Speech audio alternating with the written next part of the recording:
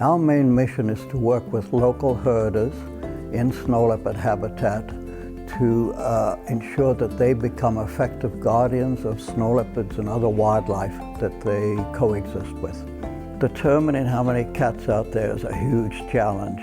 Sometimes it would take us 2 weeks to walk in to get to a study site to be able to mount the kind of field surveys to estimate how many cats live in an area.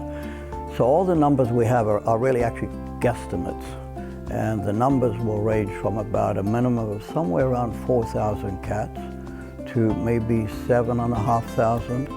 The emerging threats, which I really worry about, are large-scale infrastructure development, and by that I mean large-scale open-pit mining, transportation corridors that are linking countries, so China really wants to be linked to Europe, and those linkages run right across the two major population areas of snow leopards. So they're going to prevent the migration of wildlife, which is a serious threat.